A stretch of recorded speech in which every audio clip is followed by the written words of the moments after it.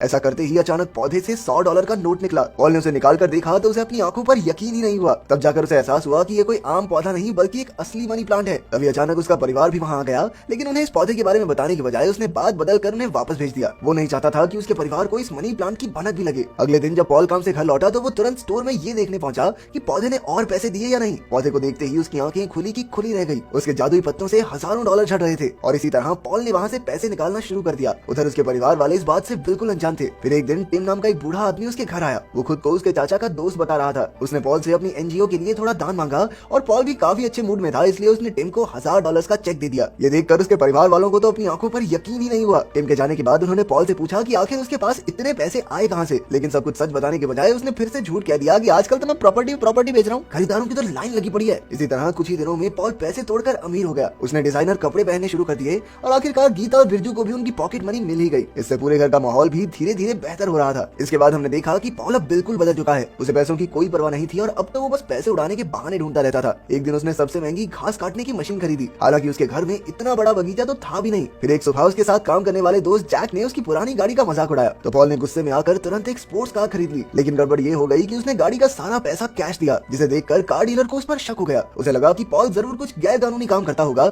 इसलिए उसने तुरंत पुलिस को खबर कर दी। जल्द ही डिटेक्टिव मिलर वहां आ पहुंची और कार डीलर से सारी जानकारी लेने के बाद उसने हिसाब लगाया कि पॉल जरूर कुछ गैर कानूनी धंधे से जुड़ा है। अब उसका मकसद बस पॉल को रंगे हाथों पकड़ना था। उधर पॉल ने काम पर जाकर जैक को अपनी नई गाड़ी दिखाते हुए धौंस जमाई तो पॉल ने पूछा कि उसके पास इतने पैसे कहां से आए। पॉल ने जवाब दिया कि उसके चाचा उसके लिए काफी पैसा छोड़कर गए थे। इसके बाद उसने घर जाकर अपने परिवार को वो नई गाड़ी दिखाई। उसके बच्चे तो खुशी के मारे नाचने लगे, लेकिन उसकी पत्नी ग्रेस को उस पर शक होने लगा कि आखिर इसके पास इतने पैसे आ कहां से रहे हैं। उसने फिर से पॉल से पैसों के बारे में पूछा, लेकिन पॉल ने फिर बात टाल दी। अगले कुछ दिनों तक ग्रेस उससे ये सवाल बार बार पूछती रही, लेकिन पॉल हमेशा कोई ना कोई बहाना बना देता। इसी वजह से उन दोनों के बीच थोड़ी अनबन शुरू हो गई। एक दिन टिम एक बार फिर से उससे दान के लिए पैसे मांगने आया, लेकिन पॉल का मूड काफी खराब था, इसलिए उसने गुस्से में टिम को वापस भेज दिया। फिर पॉल के ऑफिस जाने के बाद डिटेक्टिव मिलर उसके घर आई और ग्रेस से पूछताछ करने लगी। उसने ग्रेस से पॉल के काले कारनामों के बारे में पूछा, लेकिन अपने पति से झगड़ा होने के बावजूद भी ग्रेस ने मिलर के सामने पॉल का साथ ही दिया। उसने कहा कि पॉल एक ईमानदार और मेहनती आदमी है, जिसने जिंदगी में कभी कोई गैर कानूनी काम नहीं किया। डिटेक्टिव मिलर समझ गई कि उसे पॉल के परिवार से कोई मदद नहीं मिलने वाली, इसलिए अब उसने मामला अपने हाथ में लेने का फैसला किया। फिर उसने पॉल के बारे में काफी छानबीन की तो उसे पता चला कि पॉल ने पिछले महीने एक भी सेल नहीं की। ये सुनकर मिलर का विश्वास और पक्का हो गया कि पॉल जरूर कोई गलत काम करता है। उधर पॉल भी अपनी पत्नी के बार बार सवाल पूछने की वजह से परेशान रहने लगा था। ग्रेस ये जानना चाहती थी कि आखिर उसके पति के पास पैसे कहां से आ रहे हैं। इस बात पर पॉल की चुप्पी ने ग्रेस को भी उसकी ईमानदारी पर शक करने के लिए मजबूर कर दिया था। और तो और पौधे ने भी पैसे देना बंद कर दिया, जिससे पॉल काफी परेशान हो गया। उसे लगा कि जरूर पौधे को किसी ने नजर लगा दी। उसने उन सभी लोगों को पैसे दिए जिनसे उसने बुरा बर्ताव किया था। वो टिम के ऑफिस गया और उसे भी काफी पैसे दान में दिए। वो दान पुण्य सिर्फ इसलिए कर रहा था ताकि भगवान की कृपा बरसे और पौधा फिर से और पैसे देने लगे। उसे देखकर टिम ने कहा कि पॉल को अपने पैसे उन लोगों में बांटने चाहिए जिन्हें पैसों की सच में जरूरत है। इससे पॉल को अंदरूनी खुशी महसूस होगी। पॉल को भी ये बात सही लगी और फिर वो कुछ और पैसे टिम की टेबल पर रखकर वहाँ से चला गया। लेकिन कुछ ही मिनटों बाद डिटेक्टिव मिलर वहाँ आ गई और उसने टिम की टेबल पर पड़े लाखों डॉलर्स देख लिए। उसे लगा कि टिम भी पॉल का ही साथी है और दोनों मिलकर ड्रग्स बेचने का काम करते हैं। उधर रात को पॉल ने स्टोर रूम में जाकर पौधे को जगाने की लाख कोशिशें की, यहाँ तक कि वो तो पौधे को बाइबल पढ़कर सुनाने लगा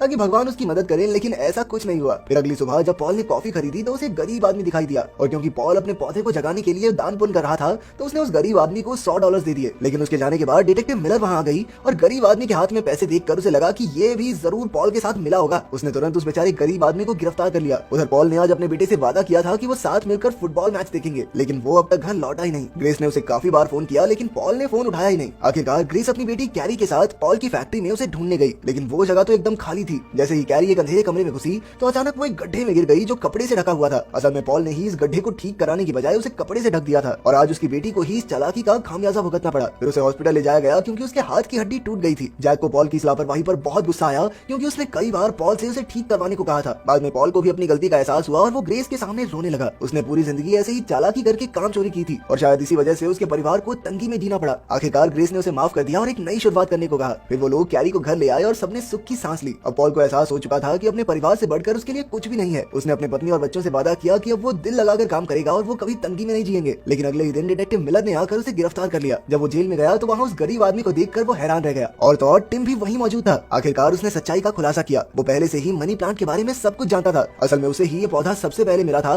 लेकिन जब पॉल का चाचा बुरे दिनों से जूझ रहा था तो टिम ने उसकी मदद करने के लिए उसे पौधा दिया। लेकिन हालात बद से बदतर हो गए क्योंकि ज्यादा पैसा आने की वजह से वो और लालची हो गया। आखिरकार उसने टिम की सलाह मानी और खुद को सुधारने का फैसला किया। वो अपने पैसों से जरूरतमंदों की मदद करने लगा, जिससे उसे काफी अंदरूनी खुशी मिलने लगी। ये कहानी बताने के बाद टिम ने पॉल से भी भी ऐसा ही करने को कहा। कुछ देर बाद अचानक उन तीनों को भी मिलर ने जेल से रिहा कर दिया। पता चला कि जैक ने पुलिस वालों को कहा कि उसने और पॉल ने मिलकर न्यूयॉर्क में अरबों की जमीन बेची है, जिससे आए कमीशन से वो दोनों अब काफी अमीर हो चुके हैं। असल में ये डील सिर्फ जैक ने की थी, लेकिन पॉल को बचाने की खातिर उसने पुलिस से झूठ कह दिया। आखिरकार पॉल के खिलाफ कोई सबूत न होने की वजह से मिलर को उसे रिहा करना पड़ा। फिर कुछ दिन बाद टिम की ऑर्गेनाइजेशन ने एक पार्टी रखी जहाँ पॉल का परिवार भी आया था। असल में ये अनाथ बच्चों का घर था और टिम इन्हीं के लिए दान इकट्ठा कर रहा था। इसके लिए पॉल को स्टेज पर बुलाया गया और उसने अपनी सारी गलतियां बताते हुए सबसे माफी मांगी। फिर उसने कहा कि वो अपनी स्पोर्ट्स कार बेच रहा है, जिसके पैसे इन बच्चों के भविष्य के लिए इस्तेमाल होंगे। ये सुनकर सब बेहद खुश हुए और जैक ने उसे गले लगा लिया। कुछ दिन बाद पॉल अपने परिवार को छुट्टियों में घुमाने ले गया। चाहे अब उसके पास उतने पैसे नहीं थे, लेकिन वो खुश बहुत था। फिर उसने टिम से हाथ मिलाकर उसे मनी प्लांट लौटा दिया, क्योंकि अब उसे जिंदगी की असल कीमत समझ में आ गई थी। इसके बाद वो खुशी खुशी अपने परिवार के साथ घूमने चला गया।